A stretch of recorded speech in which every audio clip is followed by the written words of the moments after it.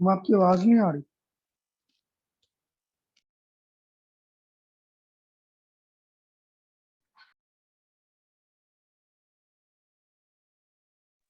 Madam,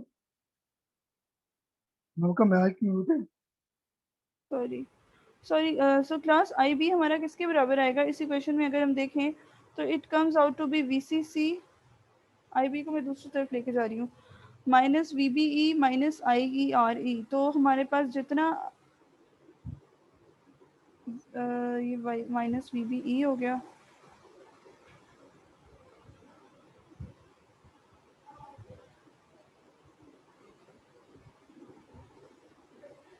ठीक है, ये हमारा माइनस वी बी ई और माइनस आई ई आर ई के बराबर आ जाएगा।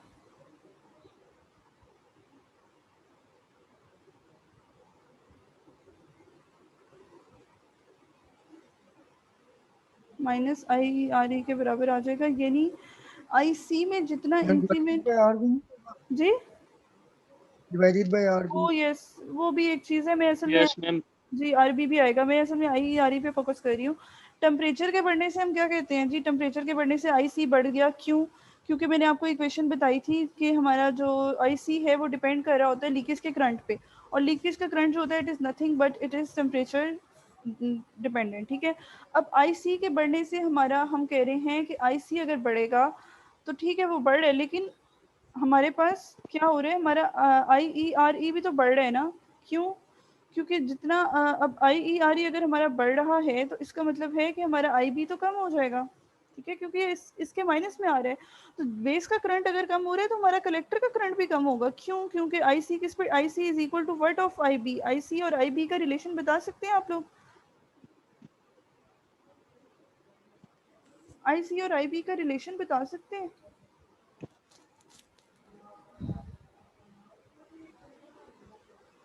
आई सी और आई बी का रिलेशन बीटा बीटा जी बीटा इन्वॉल्व होता है। सो अगर हमारा आई सी बढ़ रहा है तो आई ई आर ई का ड्रॉप भी बढ़ेगा। अगर ये बढ़ रहे है तो आई बी कम हो रहा है, तो जितना टेम्परेचर की वजह से आई सी बढ़ेगा, आई ई आर ई का ड्रॉप उसको बढ़ा रहे हैं, उससे बेस का करंट कम हो रहा है। अगर बेस का करंट कम हो रहा है तो इसका मतलब है कि ये इस पे भी तो डिपेंडेंट है। जितना टेम्परेचर बढ़ने से आई सी पे फर्क पड़ा, इतना रजिस्टर के एमीटर रजिस्टर ने उसको कंपनसेट कर दिया। इज इट क्लियर और नॉट? Yes madam. खैर ये आप लोग मुझे आप लोगों की टोन से लग रहा है आप लोग सारी चीज़ पढ़ के आए हैं थ्योरी में। I don't need to explain it. Ma'am तो ये नहीं पढ़ा अभी। मैम ये चैप्टर हमने अभी स्टार्ट नहीं किया मैम, हमने 3 चैप्टर पढ़े हैं फिलहाल। अच्छा चलिए खैर, वो आप लोगों ने मुझे अभी एमीटर बाइस का बताया, ये चीज़ समझ में आ गई है जो मैं आपको बता रही थी। Yes madam. Yes ma'am. अच्छा, इसमें एक और चीज़ भी होती है स्टूडेंट्स, इसमें हमने एक और फैक्टर भी देखना होता है कलेक्टर करंट के हवाले से, क्योंकि हम अपने ट्रांजिस्टर की बाइसिंग को ही सही से हमारा काम है कि हम मैंने आपको स्टार्ट में बता दिया कि एमीटर बाइस जो है दैट इज़ क्या है, ये हमारे पास है एमीटर बाइस हमारे पास फिक्स बाइस से बेटर है। अच्छा, अब क्या होता है,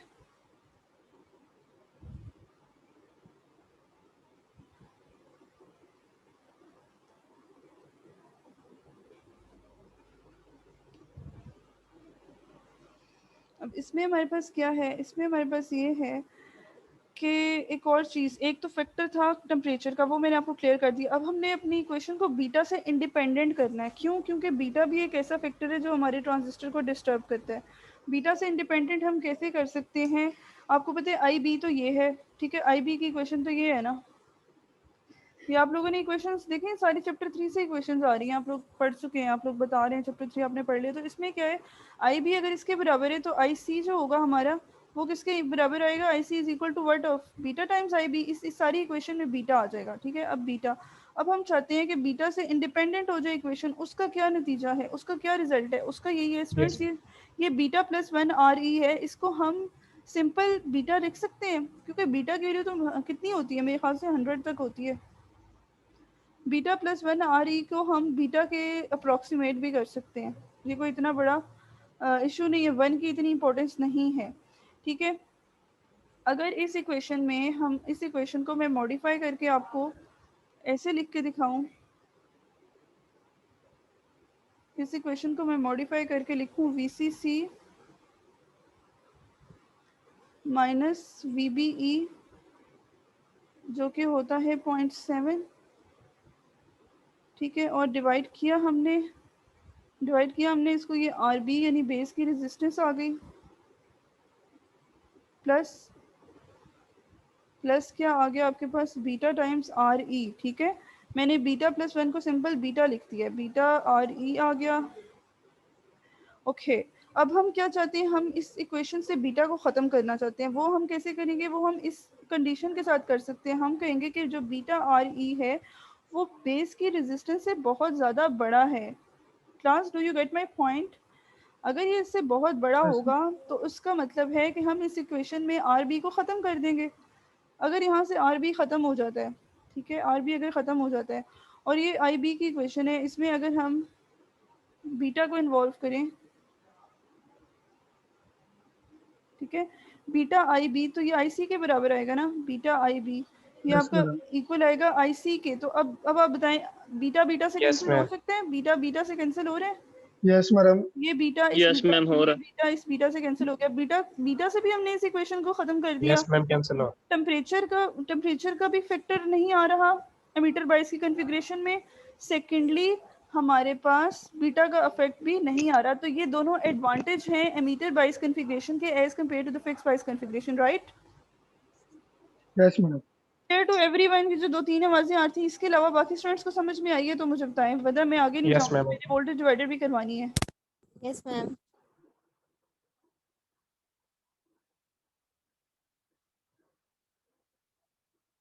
ठीक है, Yes, madam. To you.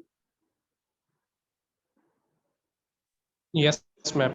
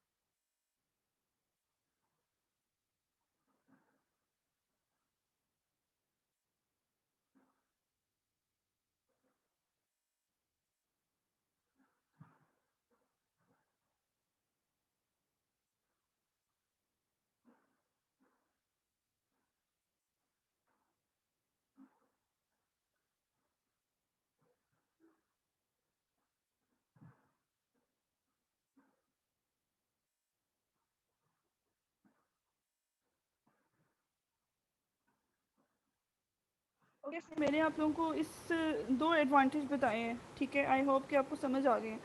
Advantage तो ये हो गए फिक्स प्राइस कॉन्फ़िगरेशन के, लेकिन इस कॉन्फ़िगरेशन का एक डिसएडवांटेज भी है।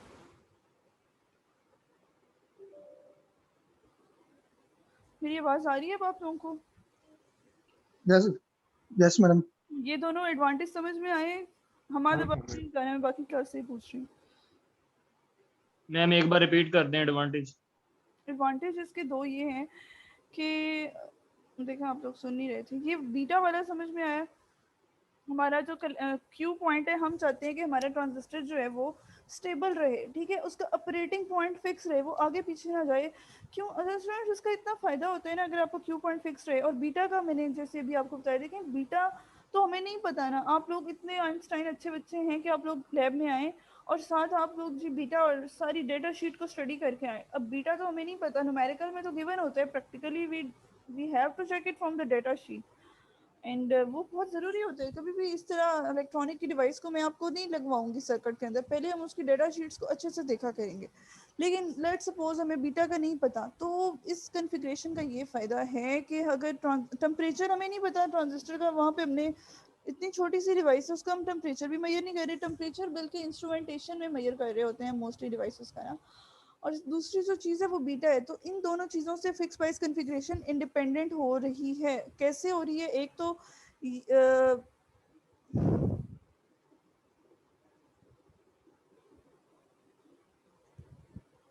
एक तो मैंने आपको उसका ये इफेक्ट बताया है स्टूडेंट्स के, एक तो मैंने आपको इसका ये इफेक्ट बताया है कि जो हमारा बेस का करंट है, अगर आई बी को हम दूसरी तरफ ले जाएं, यहाँ से ये ख़त्म हो जाए और I B is equal to 0 के बजाय इज़ इक्वल टू आ जाए आई बी आर बी के बराबर आ जाए। अब क्या होगा, मैंने बीटा जो आई बी डिवाइडेड ये आर बी के बराबर आ गया ना। किसने कहा था कि मैडम रिपीट कर दें? बताएं मुझे ताकि मैं चेक करूं कि स्टूडेंट को समझ भी आ रही है या नहीं।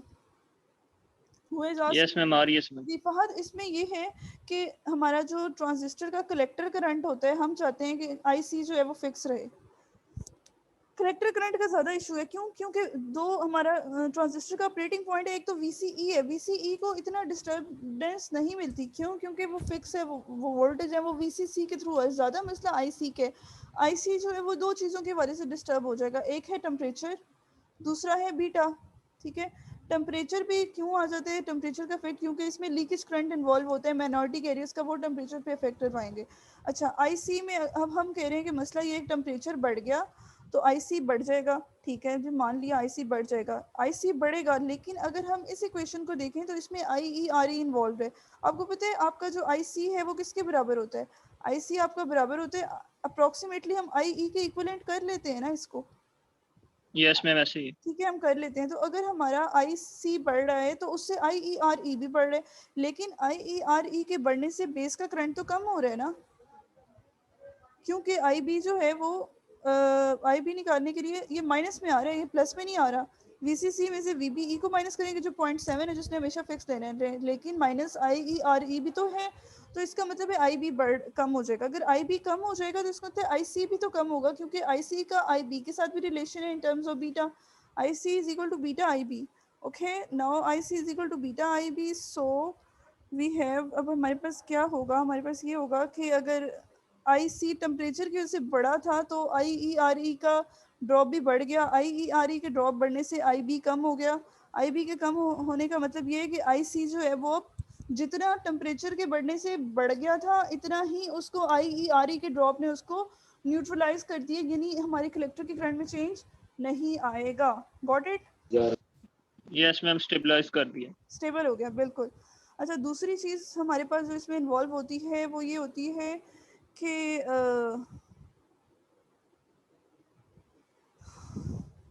दूसरी जो हमारे पास चीज़ इन्वॉल्व होती है वो ये इक्वेशन है। ठीक है, इस इक्वेशन की अगर हम बात करें तो इसमें हमारे पास क्या है? इसमें हमारे पास V C C minus V B E divided by R B plus beta plus 1 R E है। ठीक है, बीटा प्लस 1 आर ई भी है। ओके फाइन, लेकिन इसमें इसमें अब क्या होता है, हम चाहते हैं कि हमने बीटा को ख़त्म करना है। बीटा को ख़त्म करने के लिए मैंने आपको बताया कि इस इक्वेशन में बीटा प्लस 1 को हम सिंपल भी बीटा लिख सकते हैं, क्योंकि 1 का इतना इफेक्ट नहीं आएगा। ठीक है, हमने इसको सिंपल बीटा आर ई कह दिया। अब हम चाहते हैं कि हमारा जो बेस की रेजिस्टेंस है वो कम हो, बीटा आर ई इतनी ज़्यादा हो कि आर बी हमारी नेग्लिजिबल हो जाएगी, हम ख़त्म कर दें। ठीक है, बीटा आर ई को हमने बढ़ाना है, इसका मतलब है हम एमीटर की रेजिस्टेंस को बहुत ज़्यादा बढ़ा दें, उससे भी ये बीटा से इंडिपेंडेंट हो जाएगा, क्योंकि ये बेस का करंट है। और कलेक्टर का करंट क्या होता है? कलेक्टर का करंट होता है I C is equal to beta I B. I C हमारा किसके बराबर होता है? आई सी हमारे पास बराबर होता है बीटा आई बी की। तो आई सी जो है उससे ये बीटा भी कैंसिल हो गया, ये भी कैंसिल हो गया। अब आई सी जो है अब वो किसके बराबर आ गया? आई सी में हमने मतलब आई सी को हमने बीटा से भी इंडिपेंडेंट कर दिया। ये मैथमेटिकली चीज़ें प्रूफ हुई हैं, लेकिन इनके प्रूफ होने में आर ई का फैक्टर बहुत इन्वॉल्व है या नहीं है? ये मीटर की रेजिस्टेंस ना होती तो हम कैसे करते? ये दोनों कंपनसेशन कर सकते थे? यस नहीं। मैम। नहीं कर नो सकते मैडम। नहीं कर सकते। अच्छा एक और चीज़ है स्टूडेंट्स, अब इसके डिसएडवांटेज की तरफ मैं आ रही हूँ। इसका जो नहीं कर सकते। जी गुड, इसका जो डिसएडवांटेज है वो इसी इक्वेशन से रिलेटेड है 4.17 से। वो क्या है? वो ये है कि हम चाह रहे हैं कि हम आर बी को कम कर दें और आर ई को बढ़ा दें। ठीक है, वो हम कर लेते हैं, लेकिन अगर हम आर ई को बढ़ाएंगे, आर ई को बढ़ाने का मतलब ये है, और आर अगर हम आर ई को बढ़ा दें, या तो आर ई को बहुत बढ़ा दें या आर बी को बहुत कम कर दें। आर ई को अगर बढ़ाएंगे तो हमें वी सी सी को भी बढ़ाना पड़ेगा, तो उससे क्या होगा? सर्किट में कॉस्ट इंक्रीज कर जाएगी। खर्चा बढ़ गया ना, पावर सप्लाई भी तो बढ़ानी पड़ी है। एमीटर रेजिस्टेंस को बढ़ाने का मतलब है कि यस आपको मैडम। वीसीसी को बढ़ा। दूसरा इसमें एक और चीज़ है, अगर हम कहते हैं कि चलो हम ये नहीं करते, हम ये वीसीसी को नहीं बढ़ाते, हम आर ई को भी नहीं बढ़ाते, हम ऐसा करते हैं कि हम आर बी को कम कर देते हैं। ठीक है, अगर हमने आर बी को कम करना है, अगर हम आर बी को कम करते हैं तो उसमें क्या होगा? आर बी को कम करने का मतलब ये है कि हमारा जो कलेक्टर बेस जो रिवर्स बाइस है उस पर इफेक्ट आएगा। कलेक्टर बेस तो हमेशा रिवर्स बाइस होना चाहिए, ये तो आपको पता है ना। एमीटर बेस हमेशा फिक्स बाइस है, फॉरवर्ड बाइस है। ट्रांजिस्टर को नॉर्मल और कलेक्टर बेस को क्या करना होता है? रिवर्स बाइस करना। अगर हम बेस रेजिस्टेंस की वैल्यू कम करेंगे तो कलेक्टर बाइस के रिवर्स बाइस पे इफेक्ट पड़ेगा। तो ये इसका क्या हो गया? डिसएडवांटेज। दो एडवांटेज भी हो गए और दो क्या हो गए हमारे पास? डिसएडवांटेज हो गए। Clear? Yes madam. Yes ma'am. मैंने एंड पे क्विज ले लेने, आज मेरे पास क्विज तैयार है। अगर क्लियर ओके नहीं है तो मैडम। मेरे से पूछ लिया करें। आज क्विज तो कंफर्म होना है। हमारे एक सर थे, वो पढ़ाते थे और साथ ही एंड पे क्विज ले लेते थे। जो अटेंटिव नहीं होता था वो बेचारे फेल हो जाते थे। ठीक है, इसलिए क्लास जो है वो अटेंटिव रहा करें, मैं कभी भी क्विज दे सकती हूँ। अच्छा, नेक्स्ट जो कॉन्फ़िगरेशन है हमारी लैब में वो वोल्टेज डिवाइडर की है। मैनुअल से देख लेते हैं, मैनुअल में क्या कुछ इंपॉर्टेंट पॉइंट है। ये देखें, ये एडवांटेज थे इसके। वी डू नॉट वांट, ये आप लोगों की, सॉरी आई एम अगेन, मैं आपको शो करवा रही हूँ, मीटर 22 ही का है, ये आपका मैनुअल है। उसी के अंदर ये आई की क्वेश्चन लिखी हुई है, उसी के अंदर ये वी की क्वेश्चन लिखी हुई है। ये आपको जब अमेंड होकर क्लियर कट मिलेगा तो इसमें वही स्टोरी मैं डालूंगी जो मैंने आपको लेक्चर में बताई है। क्यू पॉइंट को हम फेक चेंज नहीं करना चाहते थे, क्यों? आईसी क्यू की वजह से। वो कैसे हुआ था वो मैंने आपको बता दिया। तो ये इसके एडवांटेज हैं, डिसएडवांटेज भी मैंने आपको दोनों बता दिए हैं। तो today I will send you the manual along with the complete details इंशाल्लाह। Okay students, this is what, ये हमारा वोल्टेज डिवाइडर है। इसमें और फिक्स बाइस के, सॉरी फिक्स बाइस तो मैंने नहीं करवाया, मीटर बाइस के सर्किट में क्या डिफरेंस नजर आ रहा है आपको? सारी वही स्टोरी है, वही क्वेश्चंस इन्वॉल्व होती हैं।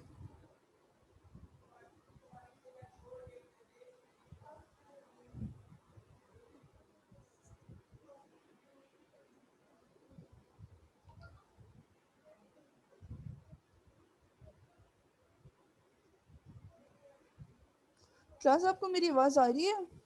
एमीटर बाइस और इस सर्किट में क्या फर्क है? यस मैम मैम की आ आवाज रही है। बहुत कम आ रही है।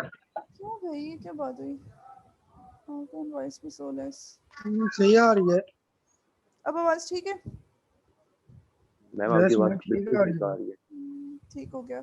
ओके क्लास, तो हमारा यस मैम सही आ रही है। गुड। ओके, जो हमारा वोल्टेज डिवाइडर का सर्किट है ना, इसमें हमारे पास दो क्या इन्वॉल्व हो रहे हैं? दो रेजिस्टर हैं, R2 और R3 है।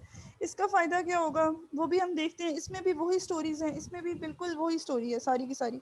इसमें फ़ायदा ये होगा कि अब बेस में दो रेजिस्टर आ गए हैं। स्टूडेंट्स, आप लोगों को थेवेनिन थ्योरम्स तो मैंने करवाया हुआ है ना? यस मैडम, आते हैं वो। थेवेनिन तो यस मैम। आप, जी थेवेनिन तो आप लोगों ने पढ़ा हुआ है, यस मैम वो आप लोगों ने एलसीएम में सारी स्टोरीज पढ़ी हुई हैं। तो वो यहाँ पे इन्वॉल्व होगा हमारे पास। किस तरह से इन्वॉल्व होगा? इन दोनों रजिस्टर को, हम सर्किट को सिंप्लीफाई करने के लिए हमने थेवेनिन थ्योरम यूज़ करना है।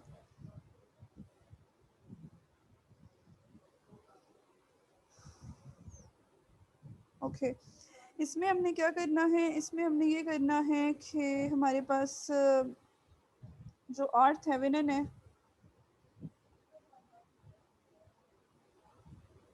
जो आर थेवेनिन है वो बराबर आएगा R3 के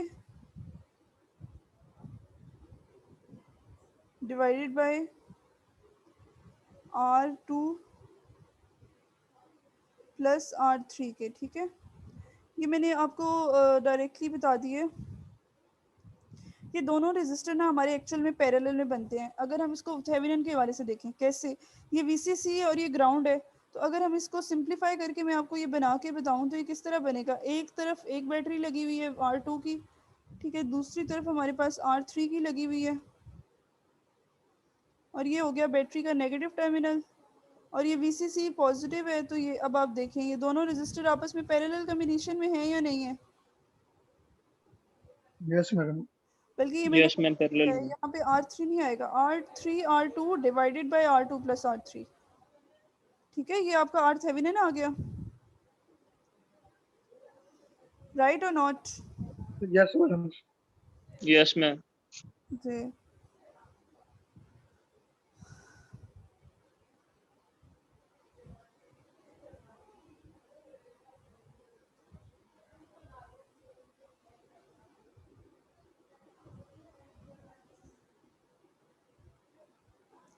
तो इसमें हमारे पास अभी हमने RThevenin निकाला है, VThevenin भी तो हमने निकालना है ना,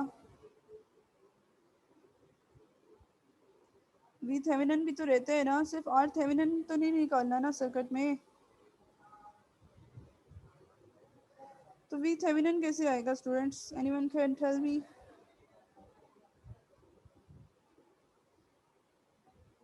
मैं VCC नहीं होगा VThevenin। VCC तो नहीं होगा। हम यहाँ पे ना आई निकाल लेते हैं पहले, इसी रूप में अगर मैं आपको बताऊं करंट निकालना है तो वो किसके बराबर आएगा। ये VCC है तो I is equal to Ohm's law लगेगा, VCC divided by R2 plus R3। इस इक्वेशन से किसी को yes problem? Madam. Yes ma'am. No madam. No ma'am. Yes, ma'am. ठीक है, ये आपका आ गया।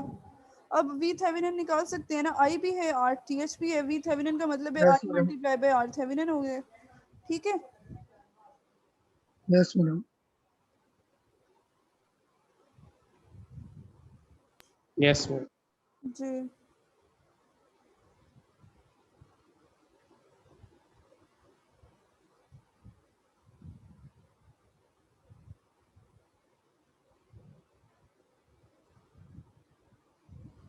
ओके क्लास, तो इसमें भी हमारे पास वही क्वेश्चन इन्वॉल्व होंगी।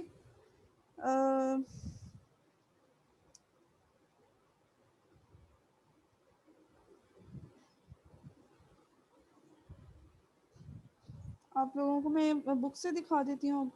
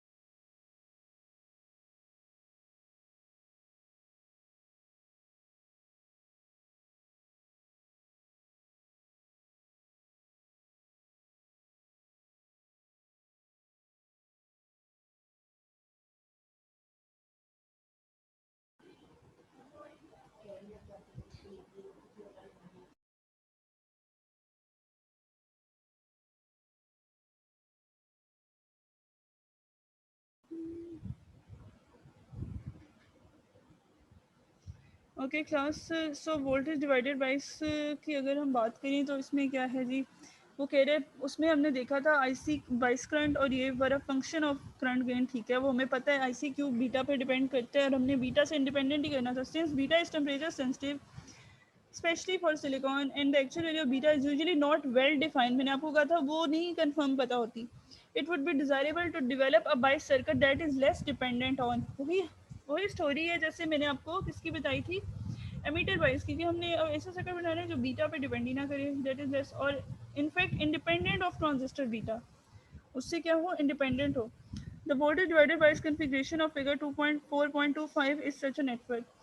अच्छा, if analyse on an exact, चलो ये सारी स्टोरीज हैं ये होती रहेंगी, ये एग्जैक्ट एनालिसिस है, ये मैंने आपको बताया कि ये हमने इसको इस तरीके से ड्रॉ कर लिया सर्किट को, और हमने कह दिया था कि दोनों जो हैं ये आपस में पैरेलल में है। और थेवेनिन थ्योरम के लिए कैसे करते हैं स्टूडेंट्स? थेवेनिन के लिए लोड को ओपन करते हैं और वोल्टेज सोर्स को क्या कर देते हैं, लोड साइड को ओपन करते हैं, वोल्टेज को क्या शॉर्ट करते हैं, शॉर्ट करते शॉर्ट हैं। कर देते हैं। यस, ये थेवेनिन के लिए इसने इसको शॉर्ट किया, ये दोनों हमारे पास क्या हो गई, आर थेवेनिन आ गई।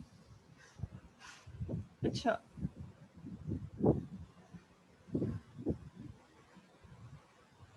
अब इसमें क्या है हमारे पास, वी थेवेनिन के लिए R2 डिवाइडेड बाई आर, हाँ इसमें ये इसने एक्चुअल में क्या किया है, IR2 लिखे है ना वी थेवेनिन निकालने के लिए, क्योंकि इसमें से जो करंट फ्लो होगा ना वही इस पे आएगा, डिपेंड करेगा। ठीक है, तो ये ई थेवेनिन आपका देखे ना, ये R2 में से जो करंट फ्लो होगा वही I इंटू R2 होगा ना। ये आपकी जो चीज़ है मैंने आपको बताई थी,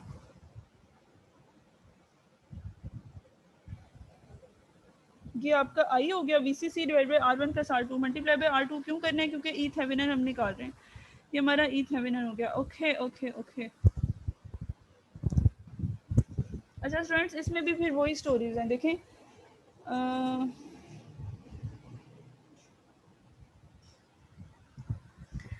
इस इक्वेशन में देखें तो आपका वो बीटा जो है वो आई बी जो है वो आई ई आर ई पर डिपेंड कर रहा है। टेम्परेचर बढ़ेगा तो आई ई आर ई बढ़ जाएगा, आई ई आर ई बढ़ जाएगा तो इसका मतलब है कि आपका बेस का करंट कम हो गया, बेस का करंट कम हो गया तो इसका मतलब है कि आपका टेम्परेचर का इफेक्ट कलेक्टर के करंट पे नहीं आया। गॉट इट और नॉट? वही स्टोरी है इसमें भी। Yes, ma'am. ठीक है, Yes, ma'am. जी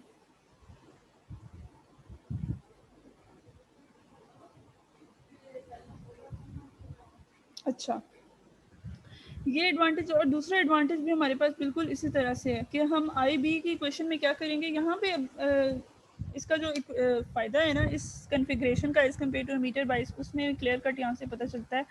इसका कोई डिसएडवांटेज हम एग्जैक्टली फाइंड आउट नहीं कर सकते, जैसे ये मीटर बाइस में हमने क्लियर कट कर दिया था। इसमें क्यों? क्योंकि बच्चों देखें, हमने वही स्टोरी करनी है, हमने इसको बीटा आर ई कह दिया। ठीक है, अगर ये बीटा आर ई है क्योंकि बीटा प्लस वन नहीं है, और हम चाहते हैं कि आर ई जो है वो बहुत, जो हमारा बीटा आर ई है वो बहुत ज़्यादा क्या है, कम हो जाए आर थेवेनिन से।